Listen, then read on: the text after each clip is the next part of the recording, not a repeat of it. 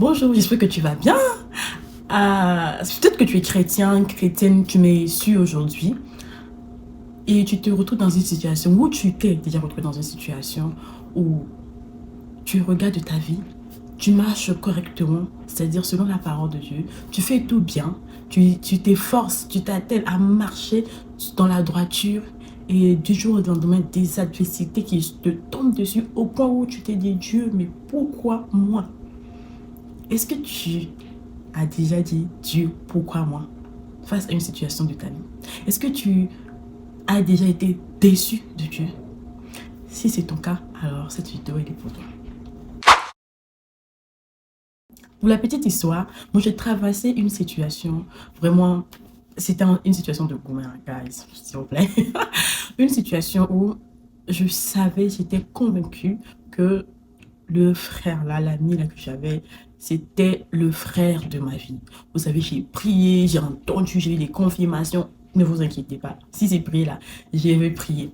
Mais ce qui s'est passé, bizarrement, c'est que le frère n'était pas intéressé, le frère a choisi quelqu'un d'autre. Et je vous assure, j'étais tombée des nues. Oh oui, j'étais comme tombée des nues. Et après, ça a commencé par crier à moi de l'amertume. Mais vous savez, le comble, c'est que j'avais rien contre le frère. Vraiment rien du tout. Mais j'avais tout contre Dieu. Je ne comprenais pas comment est-ce que Dieu a pu me laisser vivre une telle humiliation. Je ne comprenais pas comment est-ce que Dieu, que j'aime et que je sais qu'il m'aime, a pu permettre que je puisse passer par une situation aussi douloureuse pour moi. Parce que pour moi, c'était douloureuse. Peut-être que pour d'autres personnes, ça n'allait pas être aussi douloureuse, mais pour moi, c'était quand même douloureuse. C'était vraiment douloureuse.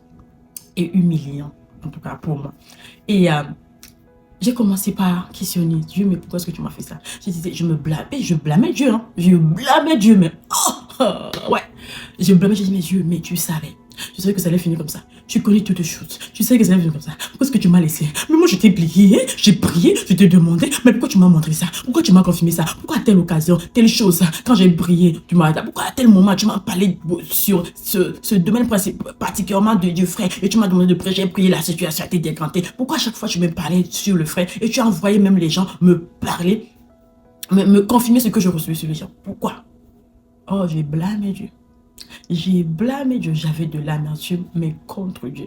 Et comme on est sur une plateforme de transformation totale, il fallait aussi que je sois restaurée, transformée de ça. Parce que blâmer Dieu, mais vraiment, jusqu'au jour où j'ai compris que Dieu n'est pas mon petit copain. Dieu n'est pas mon copain de tous les jours. Hein.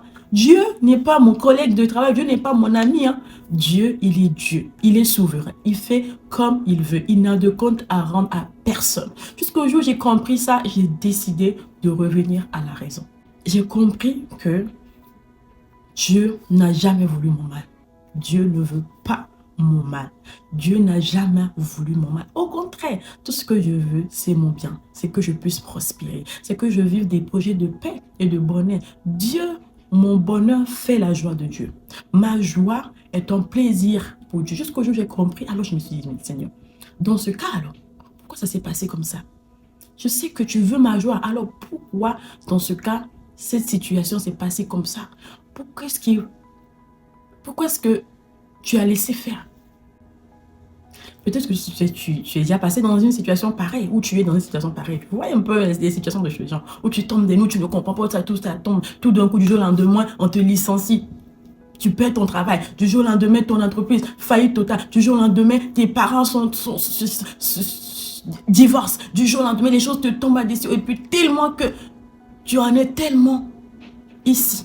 Tellement la tête que tu te dis, mais non, mais Dieu, c'est pas possible. Et tu es à deux doigts d'abandonner Dieu. Il y en a qui ont même déjà abandonné Dieu à cause de la déception. Mais je veux te dire que Dieu veut ton bien. Il a dit qu'il a des projets de paix et non de malheur pour toi. Il dit qu'il y a des projets de paix et de bonheur, parce que ce n'est pas des projets de malheur, c'est des projets de bonheur. Alors, ressens de toi. Cherche encore plus profond. Vois réellement quelle est ta part dans cette situation, quelle était la part de Dieu.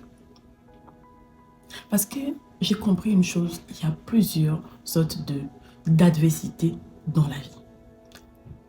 Il y a plusieurs sortes d'adversité et on a notre responsabilité face à ces différentes adversités. Mais dans tous les cas, qu'est-ce qui nous séparera de l'amour de Dieu? Qu'est-ce qui nous séparera de l'amour de Dieu? Est-ce la tribulation? Est-ce le manque? Est-ce le licenciement?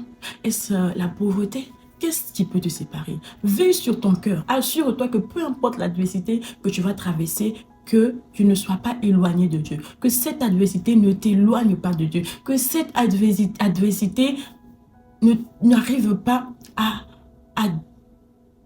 t'enlever la joie. Que cette adversité ne vole pas de la joie, s'il te plaît. Donc, c'est ce que je voulais à te dire aujourd'hui. Prends courage, ne laisse pas l'adversité voler ta foi, ne laisse pas l'adversité t'éloigner de Dieu et comprends que il n'y a personne d'autre qui a les paroles de la vie. C'est Dieu, c'est Jésus qui a les paroles de la vie. Si c'est le Dieu, surtout le Dieu que tes parents t'ont présenté, c'est le Dieu de tes pères qui est devenu ensuite ton propre Dieu. Hein? C'est-à-dire que tes parents ne connaissaient que Jésus, n'ont confessé que Jésus toute leur vie, ils t'ont transféré l'héritage et tu ne connais que Jésus. Tu ne peux pas, à cause des adversités du jour au lendemain, décider que tu es lâché prise à Dieu. Parce qu'en réalité, à qui iras-tu? Vers qui iras-tu? Qui va t'aider? Qui va t'aimer comme Dieu t'a aimé? Qui va pouvoir comme Dieu pourvoit dans ta vie? Qui pourra résoudre tes problèmes comme Dieu les résout? Même si en ce moment même tu te retrouves face à l'adversité. Ce n'est pas le moment de décourager. Retrouve ce démon, assieds-toi, prends un moment, bois un peu de thé et revois ta relation avec Dieu. Sur ce, je te dis à très bientôt pour la suite de cette vidéo, parce que cette vidéo c'est la partie 1, je vais faire la partie 2, comme ça tu vas voir qu'est-ce qu'il faut faire dans une telle situation et quels sont les différents types d'adversités que tu peux rencontrer, comment les gérer. Allez, peace!